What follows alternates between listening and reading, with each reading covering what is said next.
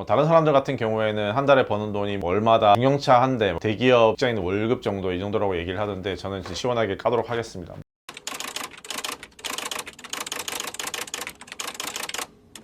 네, 안녕하세요. 홍길동정입니다. 앞에서 이야기했던 대로 자기가 좋아하는 일을 하면서 가장 돈을 많이 벌 수 있는 방법은 인플루언서가 되는 방법이라고 얘기를 했잖아. 그래서 오늘은 이 인플루언서들이 어떻게 얼마나 버는지에 대해서 여러분들한테 이야기를 좀 해보려고 오늘 그 주제를 가지고 찾아왔습니다. 자, 오늘 여러분들에게 인플루언서들이 어떻게 돈을 버는지에 대해서 세 가지 방법을 통해서 이야기를 할 건데요. 내가 왜 앞에 영상에서 계속 여러분들이 가장 좋아하는 방법으로 돈을 벌 수 있는 방법이 인플루언서가 되는 방법이라고 이야기를 했는지 오늘 영상을 보면서 뭔가 마음이 있으신 분들, 뭔가 자신의 의지가 있으신 분들은 동기부여가 될 수 있었으면 되게 좋겠습니다.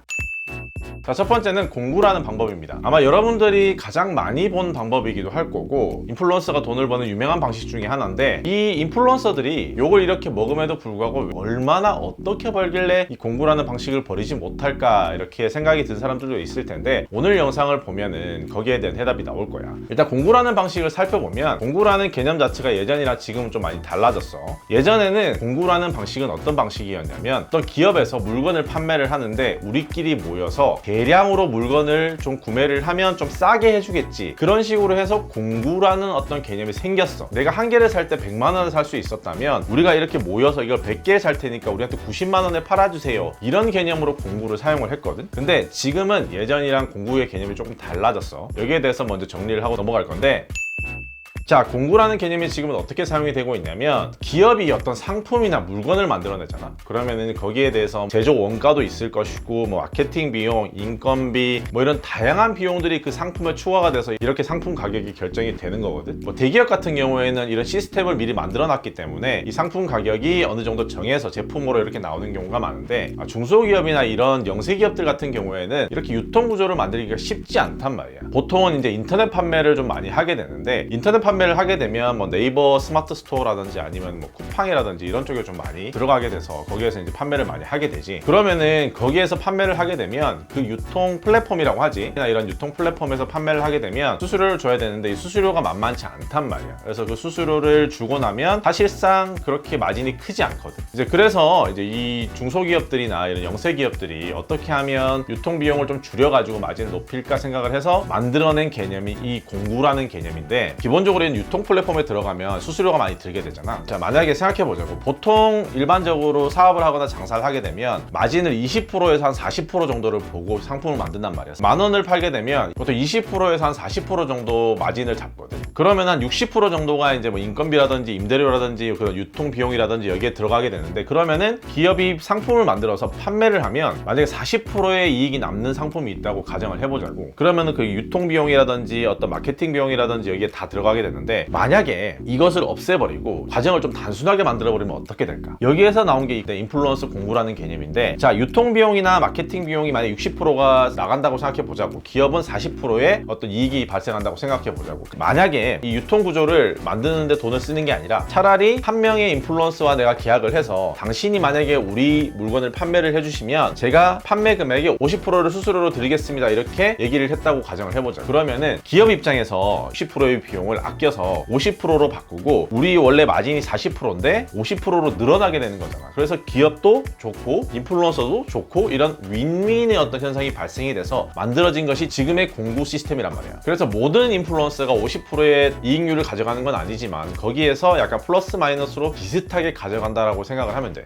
자, 그럼 여기에서 인플루언서들이 얼마나 이걸 팔까, 이런 거에 대해서 되게 궁금할 텐데, 이거는 사실은 어떻게 보면 내가 아는 인플루언서들의 사례이기 때문에 더 파는 사람이 있을 수도 있고 적게 파는 사람이 있을 수 있다는 걸 감안하고 들어줬으면 좋겠어. 내가 아는 한 인플루언서 같은 경우에는 팔로워가 한 10만 명쯤 되는데, 이 사람 같은 경우에는 한 달에 보통 한 3번에서 4번 정도 공구를 진행을 하거든. 한 번 공구를 진행할 때마다 평균적으로 나가는 매출이 2천만 원에서 많이 나갈 때는 4천에서 5천만 원까지. 팔로워가 더 많은 인플루언서 같은 경우에는 여기에서 좀 더 올라갈 수도 있을 거야. 자, 앞에서 내가 이야기했던 대로 수익률을 50%로 잡았다라고 가정을 해보자고. 그러면은 내가 이번에 공구를 했을 했을 때 한 달에 3번 정도 한다고 얘기를 했잖아. 그러면은 내가 만약에 이번에 3천만 원을 팔고 두 번째도 3천만 원을 팔고 세 번째도 3천만 원을 팔았다라고 이렇게 가정을 해보자. 그러면은 이 기업과 인플루언서가 50대 50으로 나눈다고 얘기를 했잖아. 3천만 원, 3천만 원, 3천만 원 해서 총 9천만 원이지. 이 9천만 원 중에 기업이 4,500만 원을 먹고 인플루언서가 4,500만 원을 먹는 거야. 그러니까 이 인플루언서가 한 달 동안 3번의 공구를 통해서 특정 장소에 출근을 하지도 않고 내가 가지고 있는 플랫폼에 글을 올리고 스토리를 올리고 팔로워들, 이제 고객들이지. 고객들이랑 이렇게 Q&A를 주고받고 이렇게 해서 버는 돈이 한 달에 4천만 원, 5천만 원 정도 번다는 거야. 물론 팔로워들의 충성도에 따라서 이 매출의 차이는 좀 큰 편이긴 한데 내가 얘기하는 지금 이 인플루언서 같은 경우에는 좀 충성도가 높은 팔로워들을 많이 가지고 있다는 걸 좀 감안하고 들어줬으면 좋겠는데 팔로워 중에 이제 충성도가 높은 사람도 있을 것이고 충성도가 낮은 사람도 있을 것이기 때문에 금액은 천차만별이야. 그래서 뭐 그 숫자보다는 더 중요한 것이 팔로워들의 충성도인데 뭐 2만 명, 3만 명의 팔로워를 가지고 있는 사람이 한 달에 뭐 몇천만 원씩 벌어가는 경우도 있고 뭐 20만 명, 30만 명, 40만 명 이 정도의 팔로워를 가지고 있는 공구를 통해서 몇백만 원밖에 못 벌어가는 이런 일도 충분히 일어날 수가 있어. 왜냐하면 충성도가 높은 팔로워라는 것은 결국 내가 뭔가를 판매했을 때 이걸 통해서 움직여줄 수 있는 사람이 많다라는 이야기거든. 근데 단순히 숫자만 많은 인플루언서들이 있잖아. 말 그대로 소통을 많이 하는 인플루언서들이 아니라 그냥 단순히 본인의 몸매 자랑을 하는 그런 사진만 계속 올린다든지 하여튼 그런 부분이 차이가 있긴 하겠지만 기본적으로 한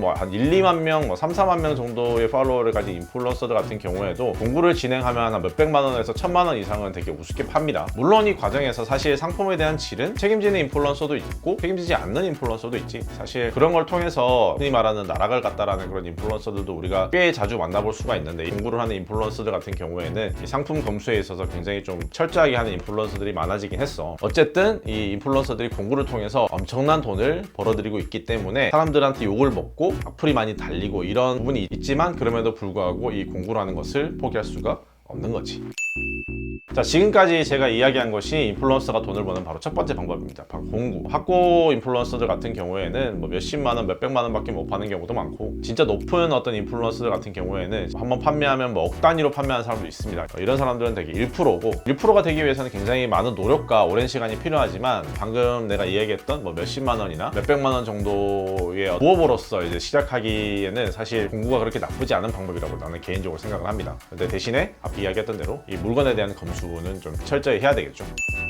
자, 두 번째 방법은 광고입니다. 이거 같은 경우에는 지금 저도 하고 있는 부분 중에 하나인데요. 광고는 말 그대로 본인의 타겟팅을 통해서 하나의 주제를 정해서 이제 팔로워들을 모으게 되면 그 분야에서 광고가 들어오게 됩니다. 이제 저 같은 경우에는 이제 지역 페이지를 운영을 하고 있거든요. 대구랑 부산에서 이제 지역 플랫폼을 운영을 하고 있다 보니까 대구 지역에 있는 어떤 음식점이라든지 아니면 뭐 상품이라든지 그리고 부산에 있는 서비스, 상품, 뭐 음식점 뭐 이런 식으로 해서 광고가 들어옵니다. 아무래도 이제 제가 광고를 하는 분야 같은 경우에는 사실은 좀 영세 기업이나 이런 쪽이 좀 많은 편이에요. 그리고 저 혼자서 그 부분에 대해서 광고를 하는 것도 아니기 때문에 경쟁사들이 좀 있습니다. 경쟁을 하다 보니까 이제 어느 정도 가격대가 지금 형성이 되어 있습니다. 뭐 이 부분 같은 경우에는 노동력이 많이 들어가게 되면 조금 더 가격이 올라가는 경우도 있고요. 노동력이 좀 적게 들어가면 가격이 떨어지는 경우도 있습니다. 그래서 내가 얼마나 버는지는 내가 운영하는 플랫폼에 들어가서 내가 한 달에 광고를 몇 개를 하는지 보게 되면 대충 얘는 얼마나 벌겠다라는 걸 볼 수가 있겠죠. 뭐 다른 사람들 같은 경우에는 한 달에 버는 돈이 뭐 얼마다 중형차 한 대, 대기업 직장인 월급 정도 이 정도라고 얘기를 하던데 저는 시원하게 까도록 하겠습니다. 그러니까 지금은 이 광고를 통해서 버는 돈 부업 같은 그런 개념이거든요. 뭐 많이 벌 때는 한 7, 800만 원 한 달에 그 정도 벌 때도 있었고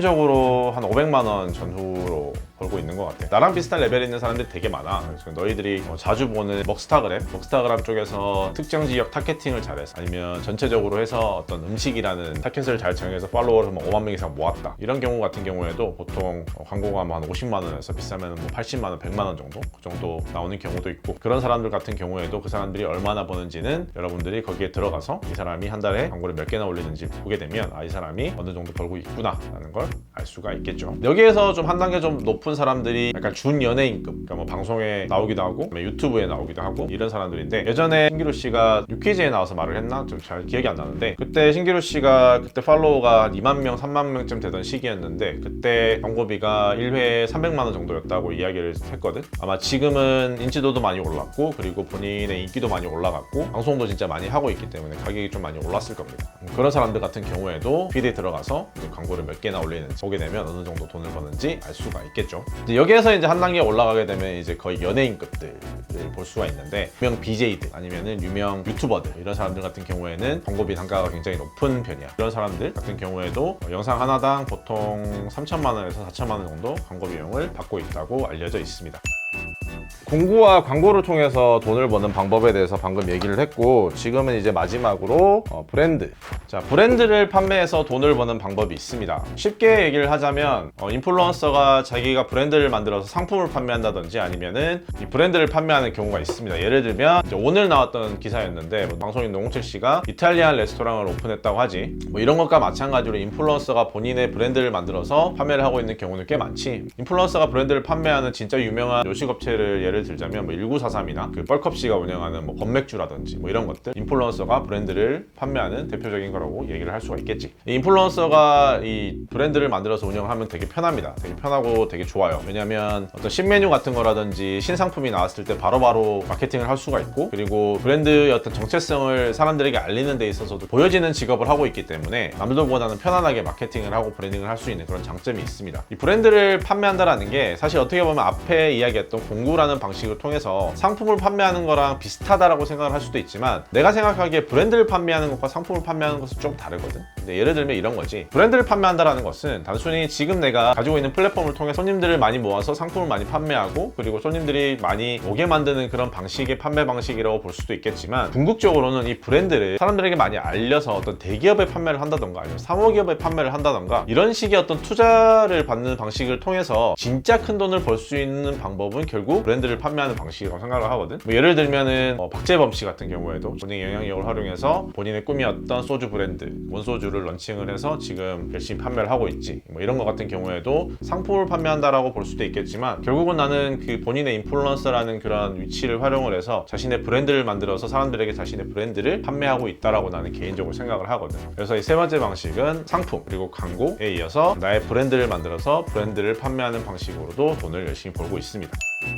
자, 그래서 지금까지 인플루언서가 되면 얼마나 어떻게 버는지에 대해서 이야기를 좀 해봤는데, 세 가지 방식 중에 하나만 해도 잘 먹고 잘 살 수 있는 좋은 방법이 됩니다. 그러니까 같은 일을 하더라도 본인이 인플루언서가 되게 되면 이런 방식을 통해서 부업으로 돈을 좀 더 벌 수도 있고, 아니면은 내가 하고 있는 지금 일을 더 가치 있게 만들 수 있는 방법이 되기도 해요. 그런데 기본적으로 이 인플루언서들 같은 경우에는 잘 살펴보시면 이 세 가지를 다 하고 있는 경우가 많습니다. 본인이 한 가지 일만 하고 어떤 한 곳에 매여서 월급을 받으면서 그 월급에 중독돼서 일을 하고 있는 그 순간에 이 인플루언서들은 자유롭게 본인의 어떤 영향력을 만들어내서 이런 일들을 하면서 돈을 어마어마하게 벌어가고 있다는 이야기입니다. 만약에 내가 좋아하는 일을 하면서 돈을 많이 벌면서 진짜 한번 인생 행복하게 살아보고 싶은 의지가 있는 사람이다라고 하면, 이 사람들을 보면서 단순히 욕하고 부러워만 할 것이 아니라 나도 이 사람처럼 영향력을 가진 사람이 되어서 이런 방식을 통해서 나도 돈을 벌 수 있다는 걸 알게 되면 이렇게 노력을 하면 되는 거거든. 그래서 나 같은 경우에도 지금 여기 이야기했던 부분 중에 두 가지를 지금 하고 있어. 그럼에도 불구하고 솔직히 말해서 내가 돈을 진짜 많이 버는 그런 사람은 아니거든. 근데 어떤 희망은 가지고 있는 거지. 나도 저렇게 내가 하고 싶은 일, 좋아하는 일을 통해서 영향력 있는 사람이 되어서 더 많이 돈을 벌면서 살고 싶다라는 그런 나의 욕망과 그런 어떤 목표가 있는 거지. 의지, 열정이 있는 거지. 그렇기 때문에 내가 지금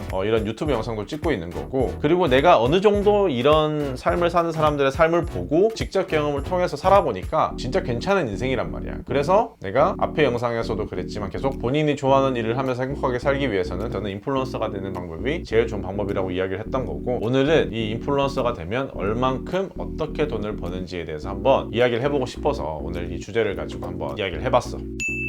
자, 물론 이렇게 되기 위해서는 굉장히 많은 노력과 시간이 필요해. 그리고 사실 인플루언서가 되면 진짜 좀 힘든 일도 많아. 막 악플이라든지 아니면 그런 루머에 시달리기도 해야 되고, 좀 정신적으로 멘탈이 좀 불안한 사람들은 오히려 나는 인플루언서라는 직업을 솔직히 좀 추천을 안 해주는 편이긴 한데, 그럼에도 불구하고 본인이 진짜 하고 싶다라는 의지가 있으면 오늘 영상을 보고 좀 의지를 다잡는 어떤 그런 계기가 되었으면 좋겠다라는 마음으로 한번 찍어봤어. 그리고 내가 말했던 월급에 중독된 사람이라는 것은 의지를 가지고 있는 사람을 이야기하는 거야. 회사를 다니는 사람들이 다 월급에 중독되어 있다고 얘기를 하는 것이 아니라 결국은 의지와 열정을 가지고 있음에도 불구하고 움직이지 못하는 사람들을 위해서 오늘 영상을 찍은 거고, 앞에 이야기했던 대로 진짜 오랜 시간이 걸리고 많은 노력이 필요하거든. 근데 이 노력과 오랜 시간이 지났을 때 그걸 충분히 버텨냈을 때는 내가 분명히 말하는데 나도 진짜 재능이 없는 편이거든. 그럼에도 불구하고 해냈으니까 여러분도 할 수 있다라는 거, 그 얘기를 오늘 꼭 하고 싶었습니다.